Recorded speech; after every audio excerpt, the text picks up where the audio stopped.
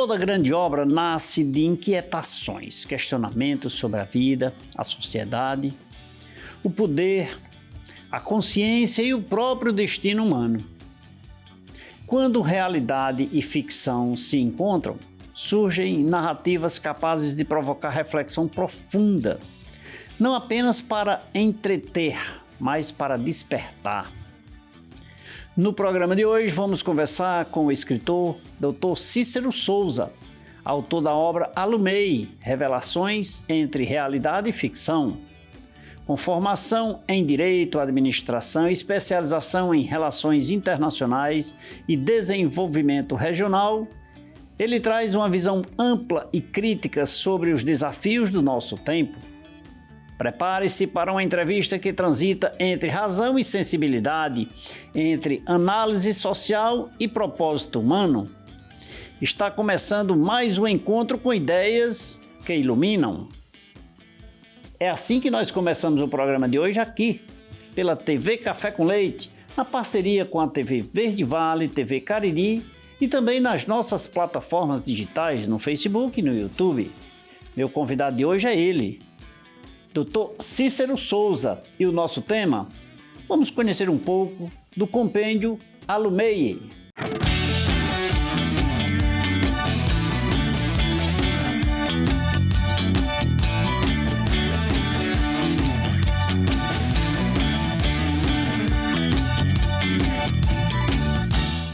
Dr. Cícero Pereira Souza, de Souza, né?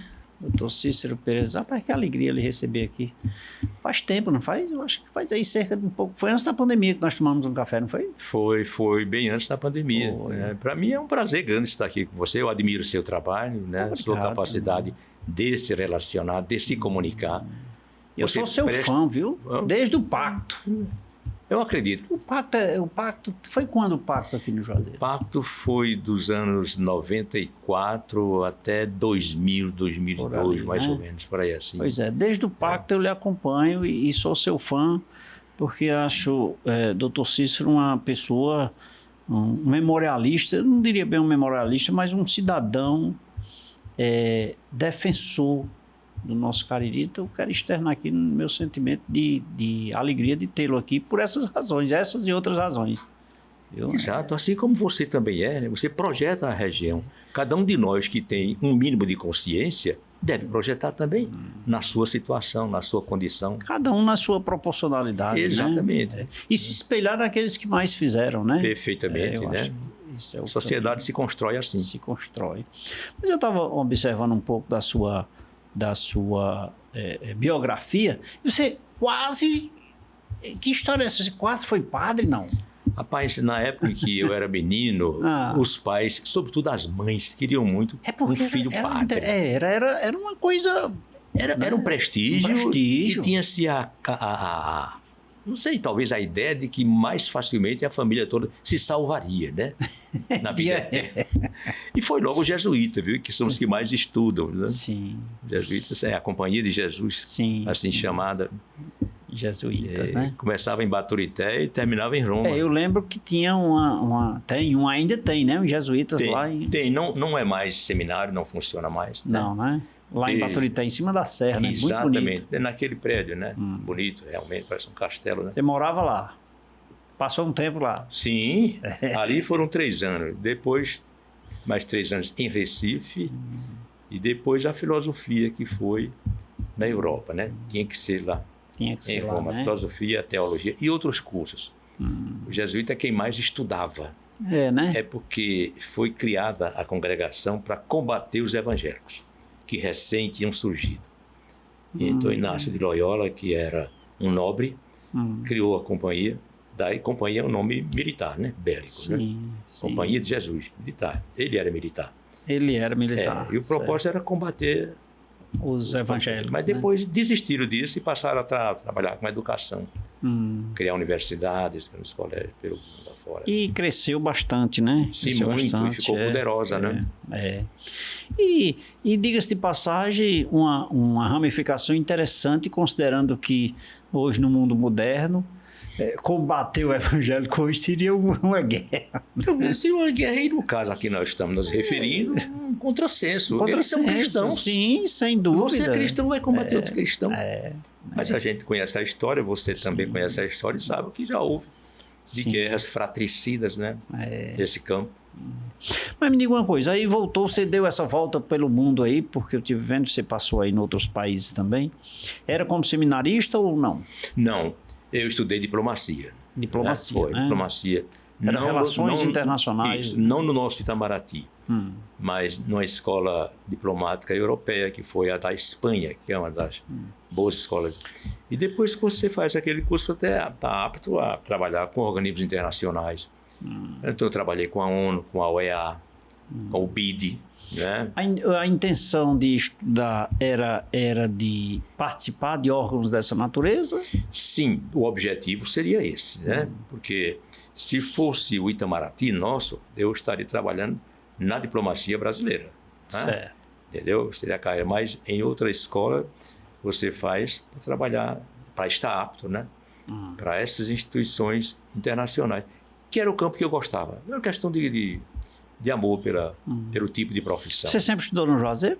Não, eu apenas fiz o primário no Juazeiro. Só o diga primário. aí, o colégio, diga. Eu tenho o grupo escolar Padre Cícero. Rapaz, era a grande escola daqui. Era a grande escola. E eu estudei no José Bezerra, Grupo Escolar José Bezerra. Você é mais jovem, já tinha essas outras opções. Já tinha essas opções. Lá só tinha o Padre Cícero na época, né? Era também o melhor da minha época. Minha mãe era professora, entendeu?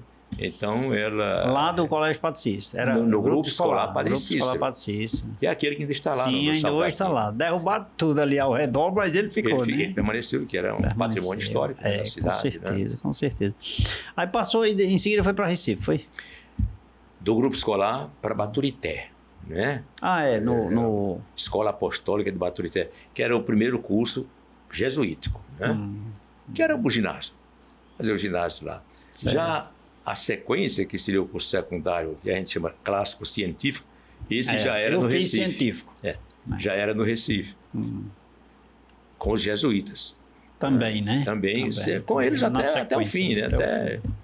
Até. E depois vem a filosofia, que você tinha a opção de fazer. São eles que mandam a gente fazer. Ou no Rio de Janeiro, um deles tem colégios também. Eu tenho uma curiosidade. Na época, você se afastava da sua família? Sim. Porque era residente lá, né? Sim, claro que sim. Durante anos seguidos, né? Agora imagina um jovem, né? Se afastar da família, era assim uma situação... Mas tinha um período que vinha... De férias. De férias, né? No caso, estando no Brasil, é claro, né? Em Baturité, por exemplo, 2 vezes por ano. Certo. No meio do ano, ficava 1 mês. E no final do ano, 2 ou 3 meses. Voltava, pegava o trem de volta para Baturité. Pegava o trem, era de trem, eu lembro do trem. Que legal, né?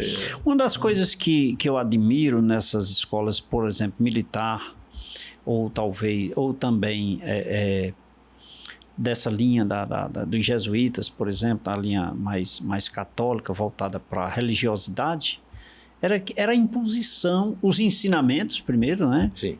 E a imposição do quesito aprendizado, né? Sim.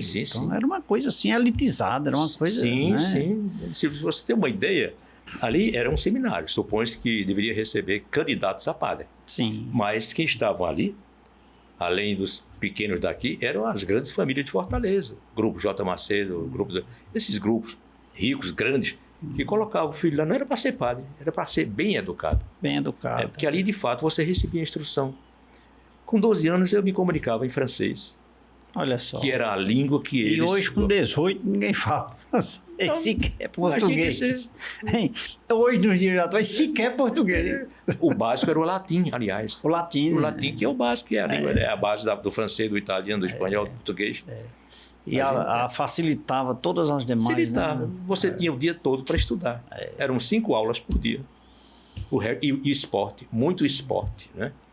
Estava alinhado ali uma linhagem de aprendizado, né? Aprendizado. E se divertir também, porque tinha esporte também, era uma diversão. O esporte era necessário para a saúde, né? Mas eu acabei de dizer a você há pouco que Inácio de Loyola criou a Companhia de Jesus buscando intelectuais. Ele foi buscar o pessoal da Sorbonne, onde estou. Foi um grupo de estudantes da Sorbonne que criou essa congregação. Então, veja, a cultura era o básico. E, de fato, era. Para você se sobrepor a outras linhas de conhecimento, você tem que ter mais conhecimento do que os outros. Essa era a ideia deles. Então, puxava por nós, a gente, obviamente, tinha que obedecer, né? E, assim, era, eu diria, não vou dizer qualificados, era classificados, né?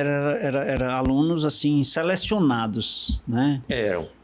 Eram selecionados. Não tem, né, esse negócio de ir você ia com o objetivo e atingia o objetivo, né? Exatamente. Menino ainda, você não sabia muito bem o que você queria. Seu pai e sua mãe sabiam. Mas você, quando você chegava lá, chorava de saudade. Mas tinha muito esporte. Qual é a criança que não gosta de esporte? É verdade. Todo tipo de esporte. Uma piscina olímpica, prender, né? Tudo, exatamente. Exato. Né? Tá certo. Nisso você também trabalhou na linha da... Foi secretário aqui em Juazeiro, não foi? Foi secretário? Sim, eu fui secretário de Manuel Salviano. Manuel Salviano Sobrinho. Eu era secretário na Paraíba, do governador Buriti. Do Estado. Do Estado. E Salviano ligava para mim de vez em quando, e eu não sabia quem era Salviano. Uma vez eu perguntei a meu pai, meu filho é o prefeito, e está sendo um grande prefeito aqui. Ele disse, o que ele queria? É por isso que eu aceitei. E nunca esqueci. Ele nem sabia quem eu era, mas queria que eu viesse ser secretário dele aqui, na eleição a que ele ia submeter para ser prefeito. Ele soube alguma coisa, ou seja, eu digo, esse cara é sério. Ele nem sabe quem eu sou, né? E está atrás de alguém que ele acha que é competente, então deve ser bom trabalhar com ele. E diga-se de passagem, foi de fato um grande prefeito, né? Foi. Que Juazeiro teve. Foi, independentemente de qualquer tendência política. De qualquer tendência, foi um grande prefeito. Está aí o que ele deixou, né? Está aí o que ele deixou, que ainda hoje nós usufruímos, né? Exatamente. E ele sabia, veja bem, como a secretaria era a Secretaria de Desenvolvimento, na cabeça dele eu iria receber autoridades, pessoas. Então, tudo tinha que impressionar. A sede da secretaria era no Memorial. Primeiro andar do Memorial, o primeiro carro da nova frota que ele comprou, ele mesmo foi deixar a chave. Ele tinha esses gestos. Aí conquistava você. Porque, de fato, para mim não seria tão bom vir para cá, embora eu nasci aqui, mas nunca mais tinha vindo depois do seminário. Sim. Né? Então, tinha que ter alguma coisa realmente que motivasse. Sim. E outra coisa, ele atendia a todas as sugestões minhas, que, obviamente, eram voltadas para o bem. Né? Ele também sabia da seriedade do seu trabalho, né? Lógico, senão não confiaria, né? E lhe trazer de Secretaria de Estado, né, para a Secretaria do Município, quer dizer, conhecendo o seu trabalho e respeitando, e sendo um juazeirense, então isso é o que nós precisamos, né? É o que precisamos, com um detalhe, né? Lá na minha Secretaria de Pernambuco, da Paraíba, que era Tarcísio Buriti, e em Pernambuco eu também fui. Ali não era minha terra, entendeu? E muito mais gente mandava mais do que eu. Mas aqui, eu ia ser, na realidade, quase que um vice-prefeito. Né? Porque a área era de desenvolvimento, é a que Juazeiro mais propendia, mais estava necessitado, né? Exatamente. E ele dava carta branca para tudo. E hoje eu diria para você, eu conheço o secretário, já o trouxe aqui, o atual, né? Sim. E não vejo assim tanto empenho no desenvolvimento porque nós precisamos crescer mais ainda. Leite, a área territorial é pequena, não interessa. Aqui não é a cidade, não é mais Juazeiro, é Crajubá. Então nós temos que viver harmonicamente ao ponto de desenvolver. Então essa visão, e diga-se de passagem aí por volta do ano 96, 8, por aí foi? De 94 a 97, né? Exatamente. Depois o Dr. Mauro entrou e me chamou também, mas não deu muito certo, que aí era outra coisa. Acontece o seguinte, as pessoas não sabem como desenvolver, em geral, o município ou o estado. Acha que é com os recursos do município. Não é. Você tem que buscar fora tudo isso. Sim. E existe, inclusive no exterior. Eu trouxe para cá empresários franceses.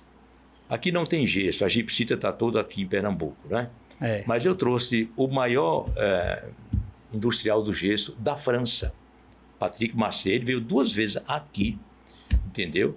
E a partir daqui foi a base para ele investir em Pernambuco. em Araripina. Ou seja, então, sem ser a nossa intenção, nós ajudamos aquela região. Sim. Que não Ela faz parte desse contexto faz aqui. parte desse contexto. E as coisas precisam ser vistas de forma macro. É lógico. Você tem que pensar grande. Você pensa grande. Sim. Você está fazendo um trabalho grandioso. Claro que você tem capacidade para isso, você deve ser advogado, você estudou, você é doutor, entende? Coloque o seu conhecimento à disposição da sociedade, rapaz. Você está colocando agora. Entendeu? Isso é desenvolvimento. Isso é desenvolvimento. E não se limitar, ser mais extensivo, o mais distante possível, e sempre na busca de atender a sociedade como Exatamente. um todo, não? O Você coletivo. Você é um cidadão e a sociedade investiu em você. Deu troco, né? O retorno para ela, né? Eu quero que eles acompanhem sempre conversas como essa, que constroem. Sim, elas são edificantes, né? Edificantes, constroem. E você tem a capacidade e a condição e o dom de projetar essa conversa para uma sociedade inteira, a sua responsabilidade é muito maior ainda. Aumenta, e a cada dia a tendência, agindo dessa forma, é criar expectativa nos que estão chegando para fazer mais e melhor. Exatamente, né? Sem dúvida. Né? Gente, eu estou conversando aqui com esse baluarte aqui do conhecimento, doutor Cícero Pereira, pessoa que eu tenho um maior carinho, não tenho essas intimidades de sentar todos os meses ao lado dele para conversar e aprender, mas hoje ele está aqui comigo para que eu possa oferecer o meu café com leite e aprender um pouco mais. Ele que também é escritor, e daqui a pouquinho eu quero conhecer um pouquinho sobre os seus livros. Será que são o livro ou os seus livros? É o que nós vamos saber no próximo bloco. Doutor, vamos beber água, São Geraldo? Vamos, por favor. O pessoal de lá é amigo meu e me ajudou muito durante a secretaria aqui, né? O Que bom, né? E outros, né? Olha aí, é Tico de Souza, nosso irmãozinho Tico de Souza. Que Tico de Amorim? Tico Amorim é nosso irmão também, gente muito boa. Gente, eu vou aproveitar e tomar um cafezinho aqui com o meu convidado, doutor Cícero Pereira de Souza, aqui no programa Café com Leite. Quer conhecê-lo um pouco mais? Fique ligado que o nosso intervalo é rápido, voltaremos em instantes.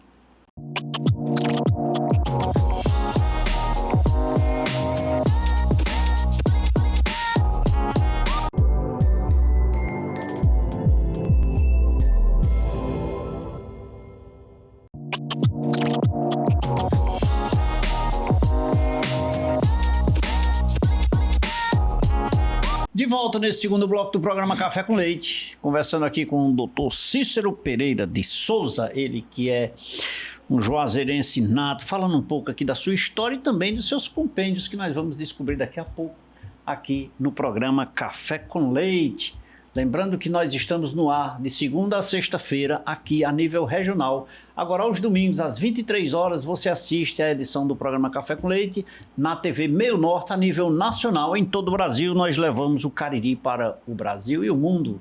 Meu amigo doutor Cícero, falando a curiosidade sobre os livros. Quantos livros você tem escrito? Leite, eu sempre gostei de escrever, né? Uma das coisas que a gente aprende nessa escola que nós nos referimos no início é escrever muito e ler bastante. Tem que ler muito. Inclusive para poder você escrever. Sim, né? sim. Você tem que desenvolver. A gente falava há pouco de pessoas que acordam pela manhã ou despertam e ficam esperando a hora de dormir outra vez. Ou seja, essas pessoas esquecem que tem 4 bilhões de neurônios na cabeça querendo funcionar. Mas ele não deixa funcionar. Ele não deixa funcionar. Então, o Jornal do Cariri, esse que existe aqui, eu sou um dos fundadores, o presidente dele, juntamente com o jornal O Povo. Né? Sim. Então, era um jornal que a gente, no começo, era diário, você lembra disso? Lembro. Mas era um trabalho grande, todos os dias tinha que vir um carro de Fortaleza, trazer a edição daquele dia, voltava outro carro daqui, todos os dias. Tínhamos 2 carros para lá e para cá. Mas quem pagava isso era o jornal O Povo, né? Demócrito. Então, veja, então escrever alguma coisa que aparecesse no formato de livro não seria difícil. O primeiro que eu lancei foi a respeito do fundador de Bonito de Santa Fé, na Paraíba, porque ele era meu avô. E ele teve uma história muito interessante. Ele foi capitão da Guarda Nacional, né? Na época do Império Pedro II, havia essa guarda, você sabe disso. Sim. E foi o pessoal que foi para a Guerra do Paraguai e outras coisas mais. E então ele fundou aquela cidade, tem uma história muito bonita. eu escrevi a história dele, porque ela interessava a quem trabalha com a história em geral, né? A história do Brasil. Então, ali não tem nada necessariamente sentimento de neto, não. Era alguém que estava tratando de uma história muito bonita, sim, onde fala de uma referência, uma referência, exato. Depois, eu acho que o que a gente faz e que tem um bom resultado social, a gente deve deixar registrado. Sim. Tem um livro sobre o movimento Pactos, chama Pactos e Impactos. Eu vou trazer para você esse livro, né? Você não deve ter ainda, não sei se tem. Não. Então, ele trata do que é o movimento de pacto em geral, movimento de solidariedade, movimento de cidadania, né? Falávamos há pouco a respeito disso, cidadania. Ou seja, você é um cidadão, você não tem o direito de chamar de ladrão a pessoa em quem você supõe que votou e agora não quer mais votar. Sim. Então, você é corresponsável. Sim. Né? Sim. Nós temos um presidente, como temos que ter, enfim, um diretor, alguém que está no ambiente onde a gente trabalha, que é o responsável pela organização daquilo. Mas você é corresponsável. Sim. Né? Sim. Você tem consciência disso. E, por último, eu lancei um outro livro que achei interessante lançar, porque eles são de histórias, na minha concepção, edificantes. Eu sou o protagonista de 4 histórias bem interessantes, são eu verdadeiras. Até intitulei aqui, tomando a sua palavra, eu tenho aqui, olha, ao longo do primeiro bloco, eu já captei a mensagem, eu digo, esse livro foi voltado mais assim para ele mesmo, porque você colocou aqui em 4 partes o livro, né? Você dividiu, né? O seminarista e a neta da condessa. Isso. Depois Abdel, o mendigo de Paris. Isso. João Maurício, de menino de rua, arquiteto. E Ana Ferreira, de lavadeira, a conselheira. Perfeito. Separei aqui que eu digo... Pronto, valeu a pena. Eu mudo o nome, mas realmente o personagem aí principal sou eu. Né? Sou eu. Eu conheci essa pessoa, a última de quem você falou, era a lavadeira de roupa. Eu disse que fui secretário de Buriti. Doutor Buriti é um dos intelectuais mais célebres e mais importantes que a Paraíba já teve. Era um homem correto, era um jurista, né? Estudou na Sorbonne também, enfim. E ele me chamou para ser secretário dele. Eu fiquei muito honrado com isso, porque eu morava em Recife. Eu não morava na Paraíba, embora meus ancestrais são paraibanos. E então eu fui lá. E eu fui orgulhoso e vaidoso. Poxa, eu vou ter a chance de conversar com esse homem, o doutor Tarcísio de Miranda Buriti. Mas eu terminei descobrindo dessa mulher, chamada Ana Ferreira, mais sabedoria do que Dr. Buriti. Sabedoria, que é aquilo com que a gente nasce, com que a gente vem. Essa mulher me dava cada conselho. Essa mulher, foi ela, eu queria ir embora, eu queria voltar para Pernambuco, mas ela dizia, vai não, meu filho. Mas olha, eu não gosto do sistema aqui, o serviço público, e tem pessoas que são desonestas. Meu filho, tu não veio aqui para consertar ninguém, não. Tu veio aqui para cumprir uma missão. E quem te botou aqui foi Deus. Aí eu disse, e eu faço o quê? Alumei. Ou seja, seja luz onde você está. Né? Porque eles vão ver você alumiando e vão querer alumiar também. Ou vão se... Né? Eu achei isso fabuloso. Esse é o último conto. Mas ela era quem? Ela era uma lavadeira de roupa, era uma pessoa analfabeta. Sim, lavava minha roupa, entende? Eu comecei a conversar com ele, eu fui descobrindo essas coisas, e disse, quem está me ensinando alguma coisa não é Buriti, não. É Dona Ana Ferreira, analfabeta. E quantas pessoas, né, têm as suas sabedorias e estão ali, digamos assim, adormecidas em lugares onde nós não temos o acesso muitas vezes. Não temos o acesso, mas ela é luz onde ela está. E essas pessoas atraem outras pessoas que vão lá e se iluminam também. Então, quando ela diz alumei, meu filho, seja quem você é. Seja quem, por exemplo, você está sendo agora quem você é. Você está alumiando a sociedade com a comunicação, entendeu? De forma inteligente, competente. Então, cada um cumpre esse papel que você tem. E você conviveu com essa senhora? Eu convivi com ela, entendeu? E eu deixei de conversar com o doutor Buriti. No final da tarde. Tu estava aprendendo mais com ela? Muito mais. A casinha dela era coberta de taipa, entendeu? A cadeira melhor da casa ela botava para que eu sentasse. Ela sentava numa pedra que tinha na porta e a gente conversava, né? E ela tinha uma fé tão grande que ela terminou construindo um sobrado. O sonho dela era construir um sobrado. Um sobrado. Uma casa simples, mas de fato um primeiro andar. Um primeiro andar. O marido era pedreiro, ajudou em tudo isso. E as Foi roupas fácil, que ela lavou. Né? Conhecia, né? Então tem isso. A primeira história é a do seminarista, esse seminarista sou eu, né? E a neta da Condessa foi a que me chamou a atenção. Viu? Pronto, foi a neta da Condessa que tirou o seminarista lá da carreira. Ah, então a neta da Condessa. Tem qualquer coisa que aí. tirou da carreira lá, né? Tá certo.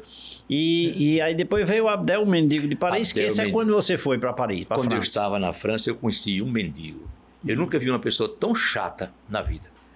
Ou seja, mendigo nosso pede uma esmolinha, pelo amor de Deus, né? Mas mendigo lá não. Me dê tanto. Era 5 francos, né? E naquele tempo era $1. Me dê meus 5 francos. Eu estudante, né? Eu dava uma volta, ele estava lá na frente me esperando. E é porque só tinha uma perna. Ele só tinha uma perna, né? Tem mais desse detalhe. Mas né? depois, rapaz, eu vi essa criatura, um grande homem, né? Ele, na realidade, era um empresário da Argélia, onde a França mandava, né? E ele perdeu aquela perna na guerra contra os franceses, né? Na independência do país dele. E então ele foi muito maltratado, né? A família dele foi toda ultrajada, né? Tem um comandante francês que ficou famoso por defender a tortura, um general. De fato, esse homem existiu, está lá no livro. Tem inclusive uma cópia da capa do livro que ele escreveu, aconselhando e defendendo a tortura. Esse camarada trabalhou no Brasil durante o governo de Figueiredo. Foi, né? Sugerindo como é que se fazia para torturar. Para torturar, para obter confissões, né? Tá lá. Então, esse rapaz chato, depois eu descobri que ele era essa pessoa maravilhosa e ficamos grandes amigos. Daí, podemos extrair uma linha de pensamento, Dr. Cícero, que não podemos condenar as pessoas, muitas vezes, pelas suas vestes ou até mesmo pela sua forma de falar, né? Não, de jeito nenhum. Então, é absoluto.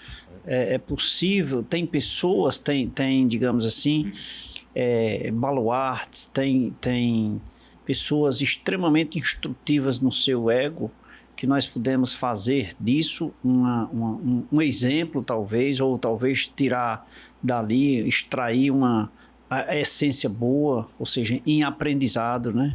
Sim. Antes de condená-lo, muitas vezes, né? Sim. Cada pessoa tem lá a sua capacidade. E todas nos ensinam. Eu já falei de 2 pessoas aí. Tem o garoto, né? Que eu tirei da rua, como você já pode ter tirado, né? A gente, inclusive do nosso movimento religioso, a gente visitava de madrugada os que dormem na rua. Sim. Levava um alimento, uma coisa.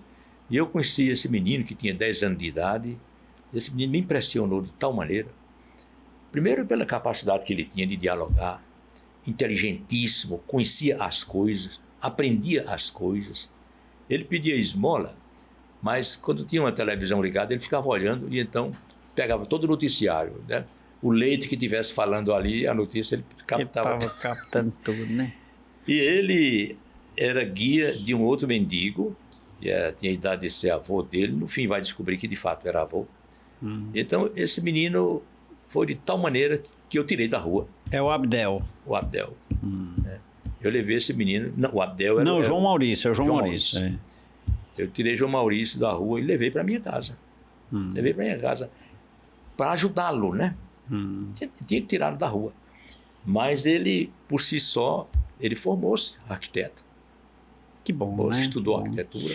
Né? Tem que ter muito cuidado hoje. Eu tentei, numa oportunidade, fazer algo dessa natureza.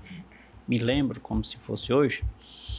E fui, digamos assim, crucificado pelo Ministério do Trabalho. Sim.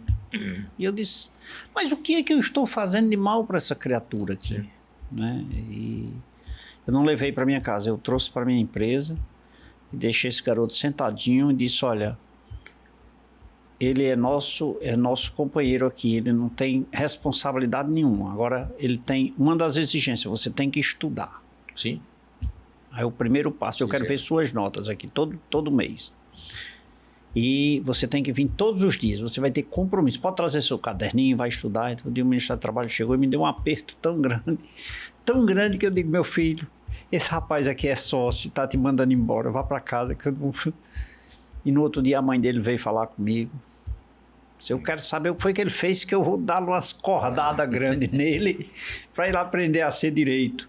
Eu disse, não, minha senhora, ele não fez nada não, ele é um menino bom.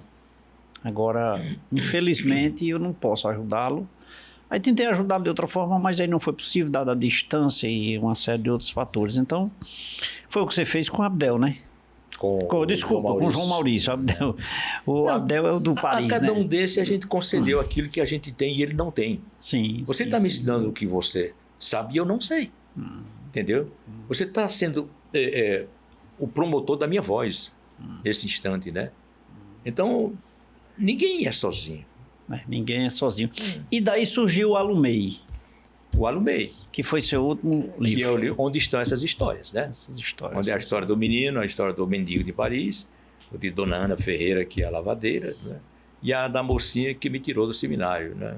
Esse título da Condessa... Veio lá de lá mesmo, que lá eles tinham lá. Não está lá no livro, né? Porque ainda tem muita família nobre da Europa, há centenas de anos que não existe mais, mas eles continuam usando esses termos, né?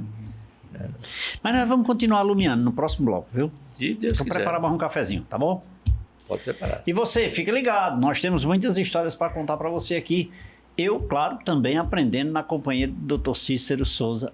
Meu amigo, vamos beber mais água? Por favor. Vamos. São Geraldo.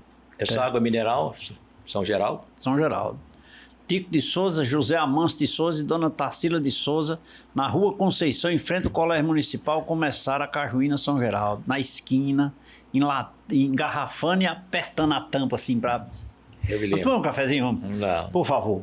Quer conhecer um pouco mais da história do nosso querido convidado, Dr. Cícero Pereira de Souza? Você fica ligado, no Café com Leite é só construção e aprendizado. Daqui a pouquinho a gente volta.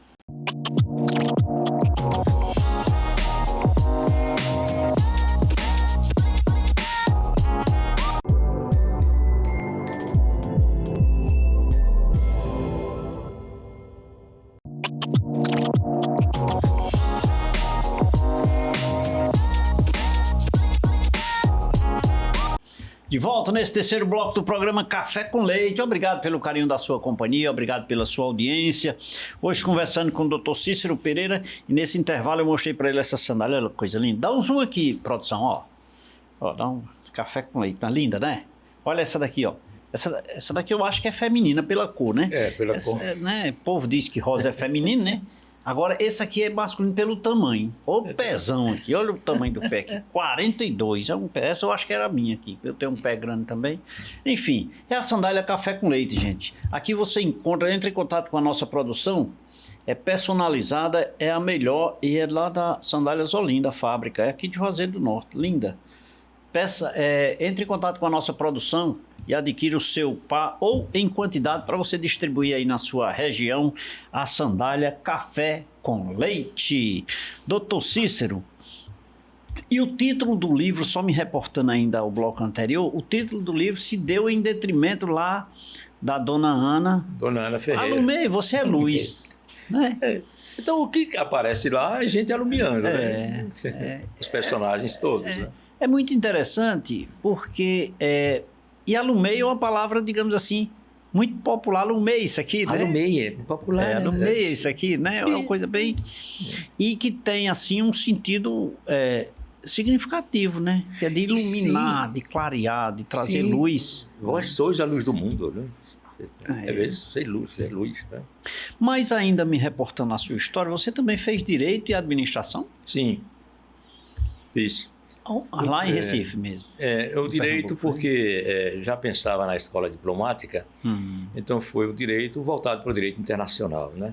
Até porque antes objetivava fazer o Itamaraty, e era obrigatório o curso de Direito. Né? A gente já entrava e tinha que já estar pelo menos no segundo ano de Direito.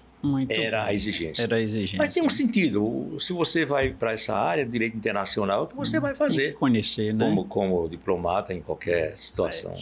Me diga uma coisa. Para você ser um diplomata, você requer, de certa forma, um profundo conhecimento, inclusive de direito internacional, não resta dúvida. Agora, a pergunta é o ego. Eu me reporto a isso considerando que hoje não é muito comum as pessoas, os jovens, almejarem. Hoje até a própria escola já tenta lhe qualificar ou lhe induzir em alguns momentos a ser A ou B ou C, ou ser médico porque o pai quer. Sim. É uma coisa assim que me deixa triste. Ou porque vai ganhar mais dinheiro. Muita gente vai por esse lado. Por esse lado. E aí já se autodestrói aquele que vai nessa onda. Exatamente. E diga-se de passagem para cuidar de vidas. Exatamente. Né? Aí eu te pergunto, à época, doutor Cícero, então, imaginava a diplomacia, porque a diplomacia era algo, digamos assim, saindo de Juazeiro, um pouco, de certa forma, um pouco distante. Bem distante. Né? Bem distante, não era um pouco distante, era bem distante, né? Mas aquilo te alumiava, olha aí. Leite, é exatamente onde está a história. O meu pai tinha uma biblioteca razoável para a época e para a área dele, né? E tinha... Ele era só comerciante, empresário? Ele era farmacêutico. Farmacêutico, né? Recife. Mas ele gostava muito de ler. Então tinha uma biblioteca razoável, né? E criança ainda, eu mexia nas enciclopédias. Nem sabia ler direito, mas as enciclopédias, aquele dicionário grande que trazia a gravura também, né? Eram os computadores da época, né? Eram os computadores da época. Então, eu gostava do que era de fora. Né? Tinha essa curiosidade, né? Por exemplo, a história do Império Romano, eu já tinha uma porção de coisinhas na cabeça, né? Porque buscava ali, via as fotos, via o Coliseu, por exemplo. O Coliseu é o quê? Ele servia para quê? Então, parte daí o interesse pelo internacional. Né? Não era nada de vaidade, não. Era essa curiosidade. Sei. Então, um conhecimento mais amplo. Exatamente. Mais macro. Então, daí vem estudar o internacional, interessar pelo exterior, de onde nós viemos culturalmente, né? E economicamente. Então, é uma tendência. Foi despertando, né? Despertando, ou seja, dos meus irmãos todos, que eram vários, só eu me interessei por esse lado. Então, era o que, na realidade, eu entendia. Lhe levava para aquele Exato. E depois pelos idiomas. Né? Mas sabe o que me... Isso era por volta de 1980, 70, 80, por aí? Não. Nos anos 70. Nos anos 70. No começo dos anos 70. Finais dos anos 60, né? Por que essa pergunta, doutor Cícero? Porque, primeiro, falávamos ainda, é um pouco distante. Um pouco não, era distante. 2, a iniciativa de um jovem, de um garoto ainda, despertar para tal amplitude. Sim. 3, estudar para atingir aquele objetivo. Sim. Então, e eu poderia citar mais uns 5 ou 6 aqui, mas eu vou me restringir a esses. Para eu mostrar para o nosso telespectador jovem, ou para os pais que têm seus filhos ainda jovem, que quando a gente quer, a gente consegue, né? Sim, é claro. Existe uma outra coisa... Porque seu pai não era da área. Não era de jeito nenhum. Ninguém da família era. Agora, veja, existe algo que você tem que levar em consideração, porque nós não somos apenas isso aqui, esse corpo físico. Sim. Né? Eu acredito, inclusive, na teoria das reencarnações. Acredito com toda lógica possível. Né? Então, você traz uma história já de muito tempo atrás e uma vocação. Vocare significa chamar, né? Você sente um chamamento, né? Você começa a se sentir à vontade com determinadas áreas. Né? Isso é a vocação. Vá por ela que você dá bem. Então, nada de vaidade, nada de orgulho, que, aliás, nem é uma tarefa tão fácil, é muito difícil trabalhar nesse campo. Você, inclusive, quando está em outro país, você tem que respeitar as coisas do país, não pode censurar nada, nem criticar nada. É absoluto. Você tem que silenciar muita coisa quando sua natureza pede que não silencie. Tem que silenciar. A ética, né? Tudo Sim, isso, sim. né? Então, não é fácil. Mas... Mas isso me chama a atenção também, doutor Cícero, porque o fato do seu desejo e vontade de atingir tal objetivo faz com que leve como referência para as pessoas, para os jovens, que desistem fácil. Hoje as pessoas desistem fácil. Rapaz, Sim. Eu fiz vestibular para direito 11 vezes. Me passaram, na verdade, eu às vezes digo até aqui, as pessoas me passaram, eu não aguento mais esse rapaz fazendo vestibular. Eu fazia tinha as fotos 3x4, eu já levava de dúzia, precisava de dúzia, moça, deixa aí. Para a próxima. Próximo semestre eu estou aqui novamente, mas deixa logo aí guardado. Elas já riam, porque toda vez que eu chegava eu levava nessa brincadeira. Mas eu tinha um foco, eu tinha um objetivo. Eu fiz, dentro nesse espaço, eu fiz história, passei, não cursei. Fiz 2 vezes e passei, eu quero é direito. Sim. Mas, e insisti. Então, seu exemplo, de forma muito rica e significativa, de que nós não devemos desistir fácil. Não, de jeito nenhum. Vamos para cima, vamos brigar, vamos lutar pelas suas conquistas. De jeito nenhum. Né? Essa é a função.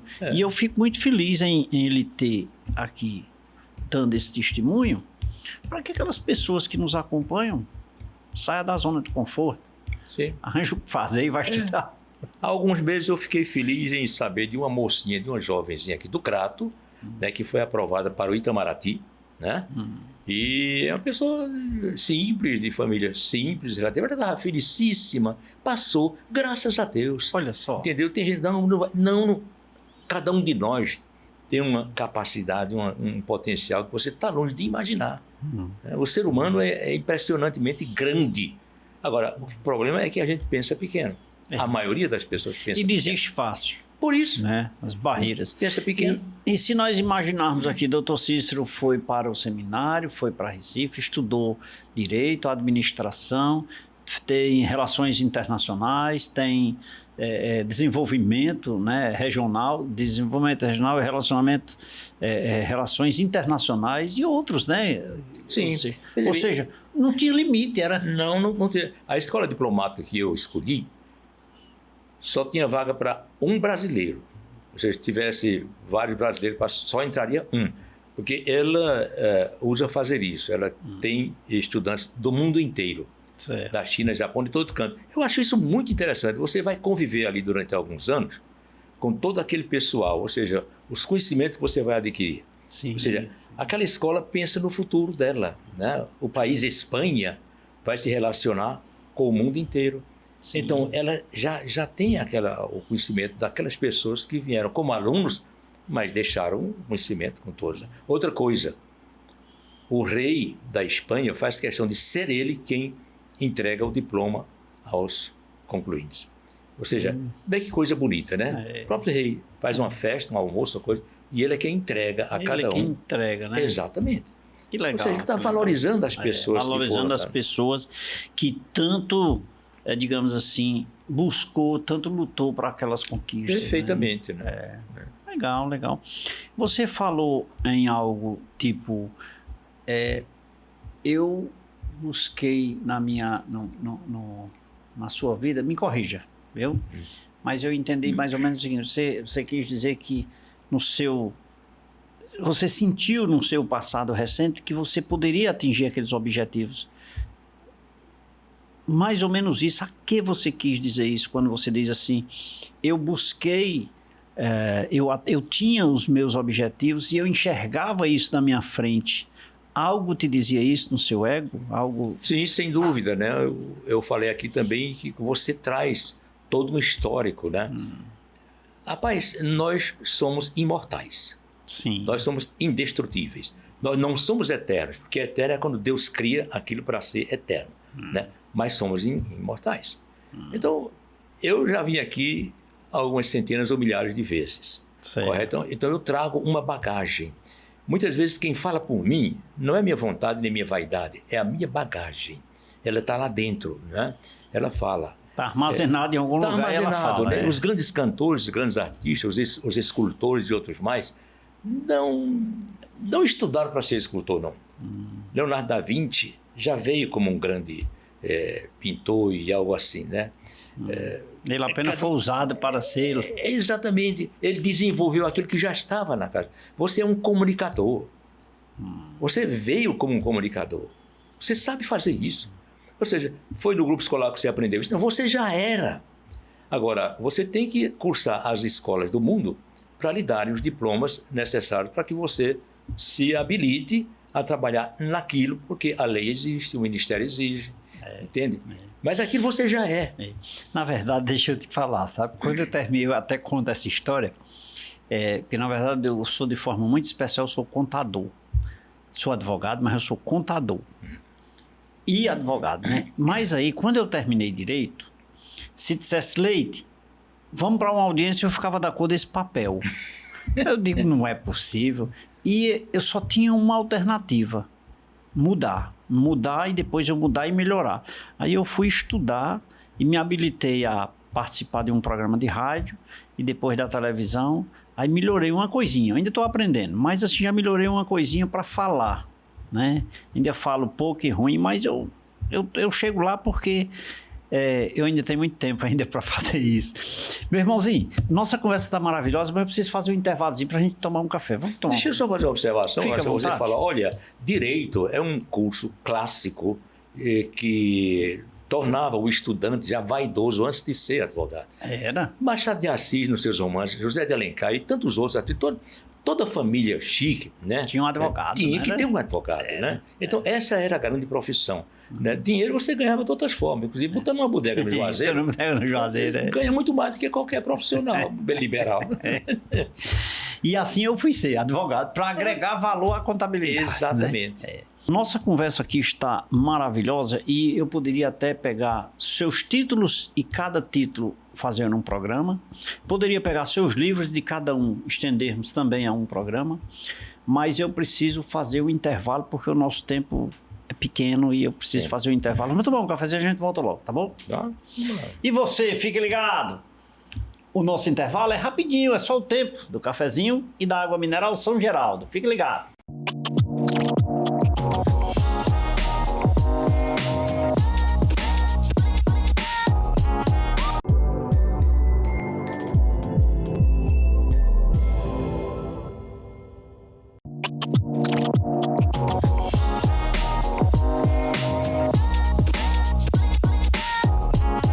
Eu falei que era rapidinho, já me deliciei de um cafezinho, de uma água mineral São Geraldo e de mais um bom papo aqui com o Dr. Cícero, mas agora eu quero te agradecer por esse momento muito oportuno e dizer que muito enriquecedor. Exemplos se faz com que as pessoas se construam ou construam algo. E dele eu tirei proveito da sua sabedoria para usar como experiência. Quero te agradecer por esse momento e dizer que você será sempre muito bem-vindo aqui, viu, doutor Cícero? É uma alegria lhe receber sempre e lhe oferecer o meu café. É uma honra conversar com você, aprender com você e saber, inclusive, que estamos conversando com a comunidade, né? Com quem nos escuta. Sim. Porque quem, na realidade, o conhece não vai perder o que você produz aqui. Está sempre ensinando. E, para mim, é revê-lo, né? Já estive aqui uma vez ou duas, se não me engano, há vários anos, sim, né? Mas sim. Desde então, levei essa boa impressão. Você é um cidadão que ajuda a sociedade de Juazeiro e do Cariri a ser mais rica. Cada um de nós que faz aquilo para o que veio e o que aprendeu, colocando à disposição da sociedade, está enriquecendo essa sociedade. Que bom, muito obrigado mais uma vez e pela sua gentileza, claro, que é só gentileza sua.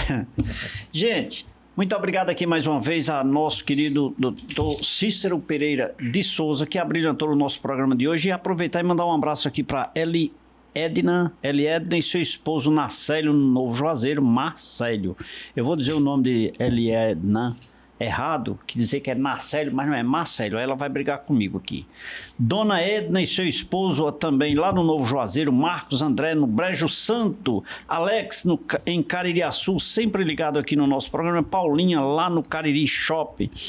Ligado também, mandar um abraço também para doutor Luiz Carlos Duarte Sobreira Saraiva, advogado e vereador na cidade do Crato, que sempre manda um abraço para a gente. Doutora Francisca Bezerra, advogada aqui em Juazeiro do Norte, sempre ligada no programa. E também o advogado doutor Ricardo Duarte, que nos assiste. Muito obrigado pelo carinho de todos. E eu quero encerrar o programa dizendo para você o seguinte. Lembre-se, se eu não pudesse agradecer a Deus, mas também aqui a nossa produção, eu jamais estaria aí ao seu lado, levando conhecimento através dos nossos convidados para você. Então, em nome da minha produção, fica aqui a nossa eterna gratidão pela sua audiência. Muito obrigado a todos, fiquem com Deus e que Deus os abençoe. Tchau, tchau, até lá.